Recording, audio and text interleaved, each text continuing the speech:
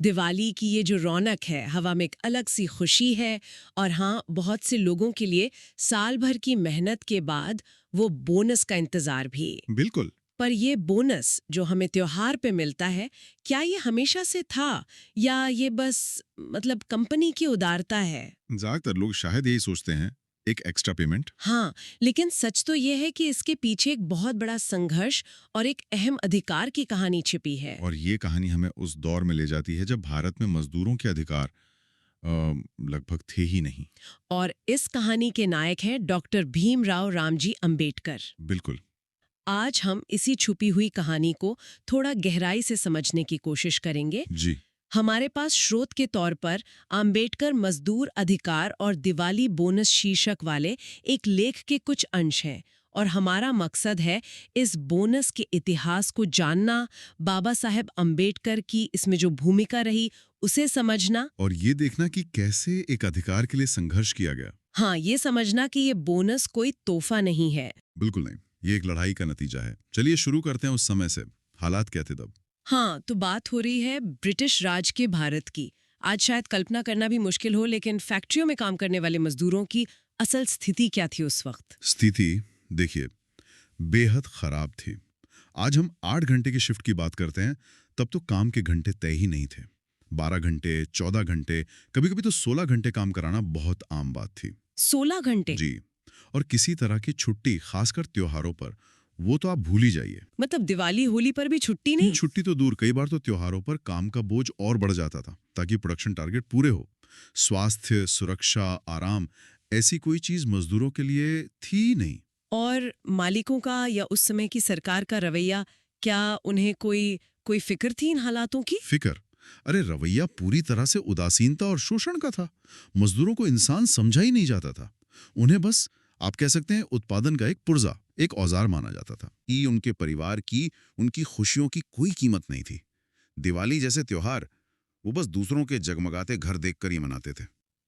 उफ, ये सुनकर ही अजीब लग रहा है। ऐसे माहौल में किसी बदलाव की उम्मीद करना भी कितना मुश्किल रहा होगा। मुश्किल तो था। और यहीं पर डॉक्टर आम्बेडकर का प्रवेश होता है। हाँ। उन्होंने एक बार कहा भी था, मैं मजदूर को इंसान बनाऊंगा।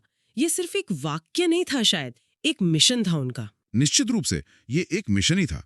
खास तौर पर 1942 में जब उन्हें वायसराय की कार्यकारिणी परिषद में श्रम सदस्य यानी लेबर मेंबर नियुक्त किया गया, तो उन्हें एक बड़ा मंच मिला। हाँ, ये पद बहुत महत्वपूर्ण था। जी, क्योंकि उन्हें सीधे तौर पर मजदूरों से जुड़े मामलों और कानूनों को देखने का अधिकार मिला, और उन्होंने जिम्मेदारी को बहुत गंभीरता से लिया। भारतीय मजदूरों की दशा सुधारने का जैसे बीड़ा ही उठा लिया था उन्होंने। ये उनके मन में कैसे आया? क्या उन्होंने सीधे ही इसकी मांग रख दी? नहीं नहीं, उन्होंने बहुत व्यवस्थित तरीके से काम किया। बाबा साहब ने सबसे पहले तो पूरे भारत की फैक्ट्रियों का दौरा किया, मजदूरों से खुद मिले, उनकी स्थितियों का बहुत गहराई से अध्ययन किया। अच्छा, फील्ड वर्क किया पूरा? बिल्कुल। उन्होंने सिर्फ सुनी सुनाई बातों पे भरोसा नहीं किया, बल्कि आंकड़े इकट्ठे किए। और दिलचस्प बात यह है कि उन्होंने ब्रिटिश सरकार की अपनी ही रिपोर्टों और आंकड़ों का इस्तेमाल किया। अच्छा, उन्हीं के आंकड़ों से? हाँ, उन्हीं आंकड़ों से मजदूरों की दयनीय हालत और उनके अधिकारों की जरूरत को साबित किया। सिस्टम के ही आंकड़ों से सिस्टम को आईना दिखाया। कमाल की रणनीति थी ये तो। हाँ, और इसी ठोस अध्ययन और आंकड़ों के आधार पर उन्होंने ब्रिटिश हुकूमत के सामने एक प्रस्ताव रखा जो उस समय के लिए बहुत क्रांतिकारी था। Festival bonus system. Festival bonus system, यानी त्योहारों पर मजदूरों को अतिरिक्त वेतन या बोनस देने का नियम। जी। इसका आधार क्या था? मतलब उन्होंने मालिकों और ब्रिटिश अधिकारियों को क्या तर्क दिया? क्योंकि उस समय तो शायद सिर्फ मुनाफे की भाषा समझी जाती होगी। देखिए, बाबा साहब का तर्क मानवीय भी था और आर्थिक भी। उन्होंने कहा, एक मजदूर साल भर अपनी पूरी क्षमता से अपना खून पसीना एक करके फैक्ट्री के लिए काम करता है। हाँ। जब त्योहार आता है तो उसे भी अपने परिवार के साथ 2 पल खुशी से बिताने का, अपने बच्चों के लिए कुछ खरीदने का हक है। बिल्कुल हक है। फैक्ट्री जो मुनाफा कमाती है वो सिर्फ मालिक की पूंजी या मशीन से नहीं आता, उसमें मजदूर की मेहनत का बहुत बड़ा योगदान होता है। इसलिए उस मुनाफे का एक छोटा सा हिस्सा त्योहार की खुशी के तौर पर मजदूर को मिलना ही चाहिए। ये सिर्फ दया की अपील नहीं थी। नहीं, ये मुनाफे में हिस्सेदारी का दावा था, एक अधिकार की बात थी। ये तर्क तो बहुत वजनदार है। इसमें मानवीय पहलू भी है और आर्थिक तर्क भी। लेकिन क्या इसे आसानी से मान लिया गया? विरोध तो हुआ ही होगा। विरोध हुआ और जोरदार हुआ। फैक्ट्री मालिकों और कई ब्रिटिश अधिकारियों ने तो इसे सिरे से खारिज करने की कोशिश की। उनका मुख्य तर्क वही घिसा पिटा था क्या? कि खर्चा बढ़ जाएगा। हाँ, कि इससे उद्योगों पर आर्थिक बोझ पड़ेगा, लागत बढ़ जाएगी और उद्योग चलाना मुश्किल हो जाएगा। कुछ ने तो इसे अव्यावहारिक कहकर मजाक भी उड़ाया। तो बाबा साहेब ने इस विरोध का सामना कैसे किया? क्या उन्होंने सिर्फ भावनात्मक दलीलें दी कि मजदूर भी इंसान है वगैरह? यहीं पर बाबा साहेब की विद्वत्ता और उनकी दूरदृष्टि काम आई। उन्होंने सिर्फ भावनात्मक अपील नहीं की, उन्होंने ठोस आर्थिक तर्क दिए। अच्छा, क्या तर्क दिए? उन्होंने आंकड़ों से साबित किया कि जब मजदूर खुश होगा, जब उसे लगेगा कि उसकी मेहनत का सम्मान हो रहा है, तो वो ज्यादा मन लगाकर, ज्यादा कुशलता से काम करेगा। उसकी उत्पादकता बढ़ेगी। मतलब प्रोडक्टिविटी बढ़ेगी। हाँ, तो बोनस पर जो पैसा खर्च होगा वो अंततः बढ़ी हुई उत्पादकता के रूप में उद्योग को वापस मिल जाएगा। उन्होंने उस बात पर बल दिया जो आज भी सच है, खुश मजदूर ही समृद्ध राष्ट्र की नींव है। ये सोच तो वाकई समय से बहुत आगे की थी। यानी उन्होंने बोनस को खर्च नहीं बल्कि एक तरह का इन्वेस्टमेंट, एक निवेश बताया। बिल्कुल। उन्होंने समझाया कि एक असंतुष्ट, थका हुआ और दुखी मजदूर कभी भी अपनी पूरी क्षमता से काम कर ही नहीं सकता। सही बात है। उसके उलट जब मजदूर को लगेगा कि त्योहार पर उसके पास भी कुछ अतिरिक्त पैसा है, तो वो चिंता मुक्त होकर काम करेगा और उद्योग के प्रति उसकी वफादारी भी बढ़ेगी। उनके तर्कों में इतनी मजबूती थी, इतना लॉजिक था कि धीरे धीरे ब्रिटिश अधिकारी भी सोचने पे मजबूर हुए। और फिर इस विचार को कानूनी जामा पहनाया गया। जी, बाबा साहब के लगातार प्रयासों और उनके अकाट्य तर्कों के दबाव में आखिरकार ब्रिटिश सरकार को झुकना पड़ा। 1946 में 2 महत्वपूर्ण कानून थे, इंडस्ट्रियल डिस्प्यूट्स एक्ट और फैक्ट्रीज एक्ट। इनमें संशोधन किए गए। अच्छा, 1946 में। हाँ, और त्योहार बोनस के प्रावधान को कानूनी रूप से शामिल किया गया। ये भारतीय इतिहास में एक बहुत बड़ा मील का पत्थर था। पहली बार देश के मजदूरों को कानूनी तौर पर दिवाली जैसे त्योहारों पर बोनस पाने का अधिकार मिला। ये बात बार बार जोर देने लायक है कि ये बोनस कोई खैरात या इनाम नहीं है। बिल्कुल नहीं। ये एक कानूनी अधिकार है। हाँ, और हमारा स्रोत भी यही बात रेखांकित करता है। आज भी कई बार लोग इसे कंपनी की मेहरबानी समझ लेते हैं। हाँ, लगता है जैसे कंपनी अच्छा है तो दे रही है। जबकि इसकी जड़ें बाबा साहेब अम्बेडकर के संघर्ष, उनकी बौद्धिक क्षमता और उनकी गहरी मानवीय दृष्टि ने हैं। उन्होंने इसे एक हक के तौर पर स्थापित किया। और अगर हम उस समय के संदर्भ में देखें, भारत गुलाम था, सत्ता अंग्रेजों के हाथ में थी। ऐसे में एक भारतीय मंत्री का अंग्रेजों से ही उन्हीं के सिस्टम का इस्तेमाल करके भारतीय मजदूरों के लिए ऐसा अधिकार हासिल कर लेना, ये अपने आप में कितनी बड़ी जीत रही होगी। ये असाधारण उपलब्धि थी। आप सोचिए, इसका असर सिर्फ आर्थिक नहीं रहा होगा, इसने मजदूरों के मनोबल पर भी कितना गहरा असर डाला होगा। हाँ, वही मैं पूछने वाली थी, क्या बदलाव आया मजदूरों के जीवन में इसके लागू होने के बाद? इसका असर बहुआयामी था। पहली बार मजदूर वर्ग को यह महसूस हुआ कि वो सिर्फ मशीन के पुर्जे नहीं हैं, बल्कि देश की अर्थव्यवस्था का एक अहम हिस्सा है, जिनके अधिकारों का भी वजूद है। उनमें एक आत्मसम्मान की भावना जागी होगी। बिल्कुल, एक नया आत्मसम्मान जागा। स्रोत में एक बहुत मार्मिक बात कही गई है कि जिन मजदूरों के लिए दिवाली बस दूसरों के जलते दिए देखने का दिन था, अब उनके अपने घरों में भी त्योहार की रोशनी पहुंचने लगी। बच्चे मिठाई खाने लगे होंगे। हाँ, उनके बच्चे भी मिठाई का स्वाद चखने लगे। तो ये सिर्फ पैसे का मामला नहीं था, ये सामाजिक सम्मान और आप कह सकती हैं बराबरी की दिशा में एक महत्वपूर्ण कदम था। और बाबा साहेब का विजन सिर्फ बोनस तक ही तो सीमित नहीं था ना, वो आर्थिक और सामाजिक न्याय को एक दूसरे से जुड़ा हुआ मानते थे। उन्होंने मजदूरों के लिए काम के घंटे 8 घंटे प्रतिदिन तय करवाने में भी अहम भूमिका निभाई। हाँ, ये भी बहुत बड़ा काम था। जी, उनका मकसद था कि मजदूर मशीन की तरह लगातार खटता न रहे, उसे आराम करने, अपने परिवार के साथ वक्त बिताने और एक इंसान की तरह जीने का मौका मिले। तो ये दोनों कदम, बोनस और 8 घंटे काम, मजदूर को एक गरिमा दिलाने वाले थे।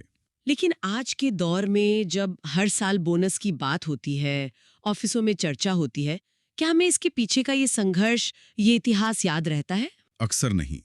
जैसा कि स्रोत भी इशारा करता है, समय के साथ लोग इस बोनस के पीछे बाबा साहेब के योगदान को शायद भूल गए हैं। हाँ, कई बार इसका श्रेय कंपनी की नीतियों को या बाद की सरकारों को दे दिया जाता है। सही कहा।